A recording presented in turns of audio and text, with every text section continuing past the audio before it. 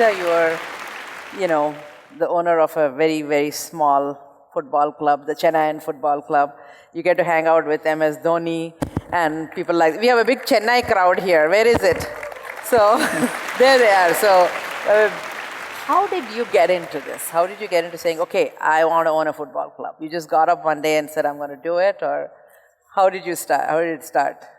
It was a pure accident, by the way. I never understood anything about football before we bought the club. And I'll give all the credit to my husband, Jalaj, who said, why don't you run a football club? And I was like, what's wrong with you? Are you out of your mind? I didn't even know that there are different positions in football. Since it anyway came on my lap, I said, might as well do it well now. So here I was with all these young, good-looking footballers. It's a good place to be in, by the way. Yeah, I'm going next time to Chennai when she's there. Along with all the fans from here. So I said, now let me have a 101 course on football, understand how it works. And we were the last team to kind of get, the franchisee. So we were the underdogs. Year 1, we reached the finals. Year 2, we won the cup. So one of the most successful clubs. Okay, now just hold on a minute. That kind of went by very fast. You were the underdogs, and what happened? And then we were just successful. We did. And you won the cup. Yes. Okay, so not bad for somebody who started not knowing football, not knowing positions, owning a team, and winning the title. So that's because I wasn't playing. Doesn't matter. Take all the credit if you can. Thanks. Yeah. So, it's sort of, you have now, established yourself into it. And then you said, okay, football. Now I want to go into table tennis. So it's a whole new league that was started last year, So tell me a little bit about what was your experience of starting a whole league?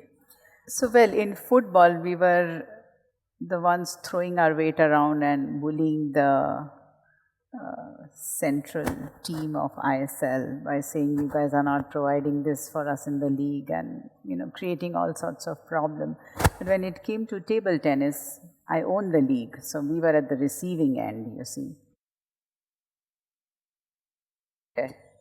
So for table tennis, India as a country really enjoyed the glory for longest of time. And then suddenly in last 1 decade, I don't know what happened. So we said we'll start a league. But just doing a league by itself is not enough. So we said we'll do an international league. We do city-based leagues. So we started in Mumbai. And last weekend, we did it in Tamil Nadu as well. And apart from doing the league where we have the top 50 ranked players of the world, along with the top 12 players of India, we said we'll do a school program, which we successfully run for last 3 years in 28 states in our country. We are also starting the school games this year, where we will have participation of 25 states. We support all the national ranking and the national championships of India in table tennis. We are going to set up a center of excellence. And we are willing to still do more because no matter how much you do in sports, it's never enough. And it's never enough fun. You always want more. So anyone over here who has a great idea, I know there are very bright young minds over here with a lot of innovation and startups. We are willing to partner with anyone to ensure that India, as a country of 1 billion people, produces champions in any possible sport. Yeah. So what was your experience in, dealing with that at home? Your son is world number 10 ranked in table tennis or something like that. And how is it to balance his studies, his passion, and also not to mention privilege, right? It's sort of when you're privileged, how do you have that fire in the belly to be successful? So and when did you know this is what he wanted to pursue? Did you let him decide? Tell us a little bit about the journey as a mother to let your child find their own way. So in my family, all of us chase our own dreams. And in particularly, we don't expect our children to live our dreams. My son is self-motivated, and he decided to choose to play table tennis, whereby I had only one condition with him. I said, don't ask me to pick up a phone and ask for any favors, especially from Federation, because I'm not going to do it. So you got to earn your own merit and reach the heights that you can.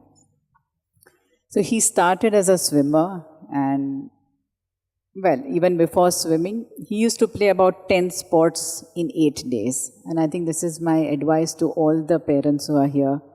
Allow your kids to play whatever they want to play. Do not tell them that play basketball, play football, play cricket, whatever. You never know what will really motivate them to find a sport of their own choice. So he used to be a swimmer, whereby his coach had promised me that he would reach Olympics. And if he didn't, he would give up his career of teaching. And then we had some family issues whereby he discovered table tennis. He was still not a school champion, leave aside anything else. And he had to make a choice whether he had to play table tennis or continue swimming. And I think at the age of 10, I don't think any kid really has any idea what they want in life. I mean, at my age, I still don't know where am I going. So he decided to continue table tennis, and I said, it's okay. I mean, I was shattered as a mother. Because you're expecting him to be in the Olympics and go there. Absolutely, why not? Yeah. Yes. And then we said, let it be, because if he continues to swim for a few years and gives up thereafter, it'll be even worse, because then he'll have no passion left in life. And since he was self-motivated, he continued through education. It was tough. It's not easy at all, because there's an exhausted child who comes home and then we expect them to do well academically. It's not easy. So we would have these tuition teachers who would come home for him, because there would be times when he would attend about 3 days in a month in school. So he has no clue of what's going on in the class. And the teacher will say, "Beta, please padhai karo, study for tomorrow's test." And he'll tell the teacher, "Just chill, don't worry, I'll manage it." So I think when it comes from within, they learn to strike a balance, they learn to figure out and prioritize as to what's most important. Like even now, he goes to NYU, and we met the dean of the Stern School, and the dean asked him as to what's your priority. So he says, frankly, it's not education, it's table tennis. But what I appreciate about him is that he speaks his mind and tells the truth. He doesn't mince around.